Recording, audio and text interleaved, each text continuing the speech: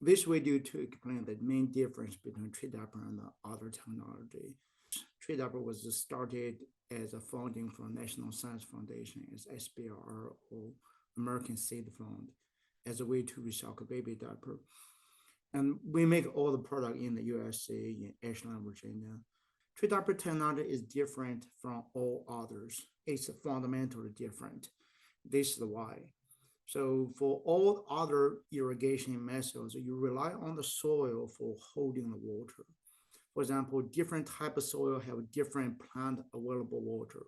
What that means that the water below the permit wilting pond cannot be used by the plants. The water above the field capacity cannot be used by plants neither. That's causing the overwatering problem. So what TreeDiaper do is raise the bar to higher. They have additional plant available water that is above the soil's field capacity. And then this is true for all type of soil. I came a term called the solid water with air pockets to show how it works. Now, when we have the rain, irrigation, storm water runoff, it may cause the soil that soaking wet. This is not good for most land-based plants, and then TreeDiaper actually absorb the water out of the soil to reduce the overwatering problem. And the process is by osmosis. So when the osmosis changed, like the soil dries or there's a salt is present, this water will be released. This is an illustration of the cross section showing how it works. You can see the solid water particle in there, and there's air pocket in between, and also the top layer and the bottom layer are permeable to water and air. And it's quite different from the watering bags. Many people mistaken thinking TreeDiaper is just not the watering bag. Well, water bag rely on the impermeable membrane to hold the water, and then use that pinhole at the bottom for the slow release. Because it's not permeable, it blocks rain and it's not going to self-recharging. It will release the water as long as there's water in the bag, the hose is not blocked, and the gravity is pulling the water out. It will release water regardless of how wet the soil already is. On the right side is a case study in Ashland back to 2017. After the 2.5-inch rain, the only dry spot you can find is on these watering bags. This is a few years later, again in Richmond area, and then the donut-shaped watering bag is even worse. It blocks a bigger area for the rain. Regarding the soaking the excess water up, this is a small sample demo. I have this container filled with water. Up here, you can see it's soaking wet. And I made this special unit to put this in there. At beginning, it looked like this. Just put it in, and after 12 minutes, you start seeing the air pockets going into the soil. 46 minutes, the air pockets are getting to this spot. And at 2 hours, the air pockets are getting to as low as this spot. So when I pull this out, the majority of the standing water is in there right now. This is another experiment I developed to show you when you pull the water out, you add air to the soil. All right, these two containers are added with the same amount of soil, same amount of water. The difference is this one added the water in TreeDiaper, solid water with air pocket. This one added as in liquid water. At the beginning, all started roughly about 21-22% soil oxygen. And then after 8 hours, the liquid water one, it dropped to 15%. At the 15 hours, it dropped to 5.7%. And then the TreeDiaper one stays above 21%. So maintain a good soil oxygen level. Regarding the rain or irrigation water coming down, there's a big difference between the TreeDiaper and the super absorbent polymer used in the soil, hydrogel. No matter is biodegradable or non-biodegradable, you need to mix up this hydrogel material with the soil. And ideally, the top 24-inch for trees. So on the average, the rain or irrigation water need to penetrate a 12-inch to reach the gel material. with the rain events we have right now nowadays too so fast, so intense, the majority water actually runs off. TreeDiaper staying on top of the soil, and then it charges up with the majority of the runoff, and then only releases when the soil dries. So this is the big difference between them. And of course, when people use the hydrogel in the soil, there's two scenarios that can go wrong. Number one, that people have no idea how much they will expand, and they does not mix the gel materials with the soil well. So they will put it in one spot, and then overcharged with the rain, they will grow hundreds of times, will pop the tree out. Number two is that when people do mix well, if you pre-soak it and then mix it with the soil, and then they will shrink during drought. And not only it will be form an air gap that will do the air pruning of the roots, prevent the establishment of the trees, because the air gap will slow down the tree growing out into the surrounding soil. It will also settle down a little bit because it shrank. And then that will causing the tree flare or the root flare being below the grade that time. This is a case study from last couple of years in North Houston, Texas. And there's a 2.5-inch caliper sweet gum with 24-inch rootable. And then we recommend TreeDiaper size to be roughly double the rootable size, 48-inch. In the control is a mature tree, existing tree there, and then the soil moisture was monitored there. The soil moisture was buried roughly about 4 inch below the surface. And this is one of the dry spell there, 2.5 months with 1.5-inch rain from late May to early August. And as you can see here, there was a 2.5-inch rain in that few day period. You can see this rain make the soil really wet. In between, there's not much there, and then this makes up the 1.5-inch rain. In early August, it had almost 3-inch rain there. This is the soil moisture and your TreeDiaper, and then this is the soil moisture in the control zone. And then for about 2 months, it stayed very good soil moisture for the tree. And then at the end of July, it drops. And of course, watered once for the tree when the owner noticed the stresses on the tree. And of course, a couple of days later, it rained here. So this is the rain event. This is not the rain event. So, and then this is the last 2 years drought situation in Texas. You can see Houston is around here, Houston around here. And then the last 2 years, actually, they're driest 2 years in last decade. And the owner only have to water their tree about 3 times in 2 years.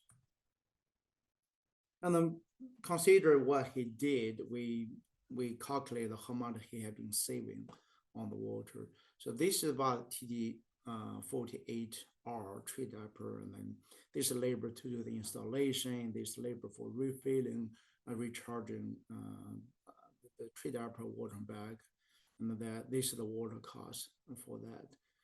Without the TreeDiaper, they will have to water 80 times total in 2 years.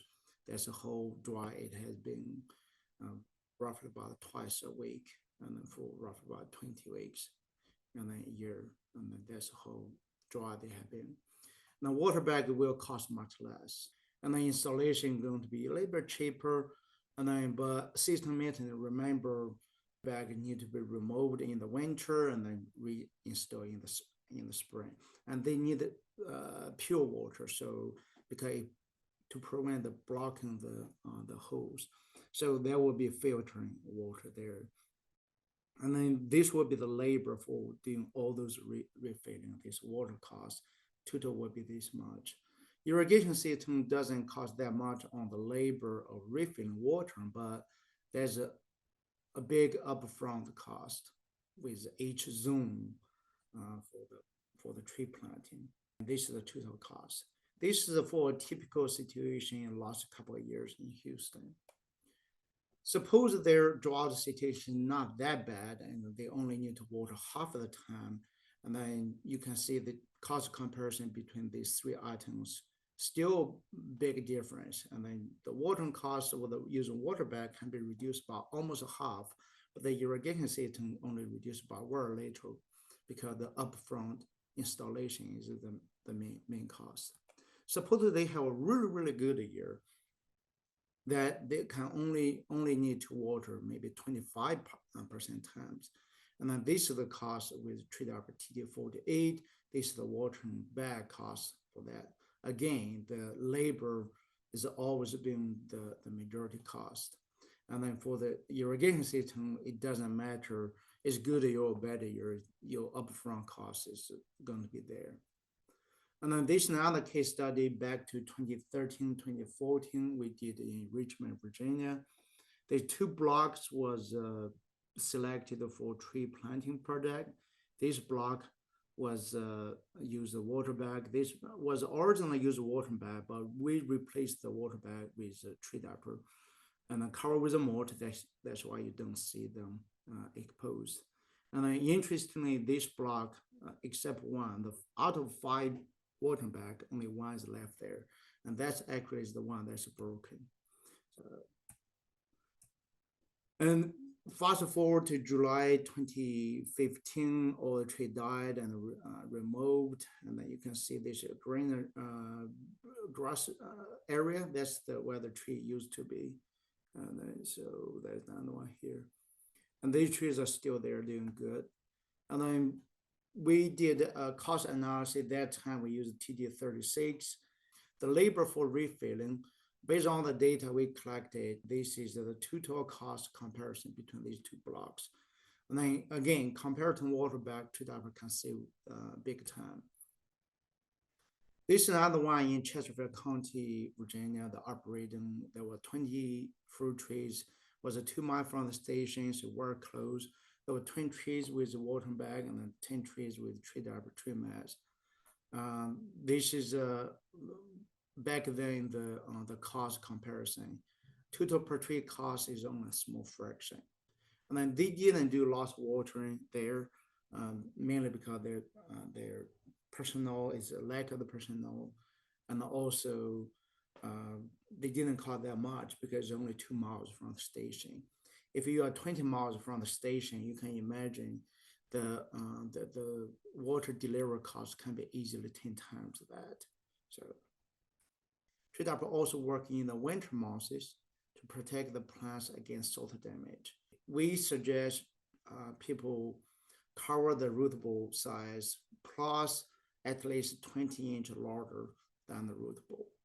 That's the only way to get the new trees to establish in the new environment by growing the tree roots outwards. When people use underside TreeDiaper, they may get away with some years, but some other times they may run into trouble.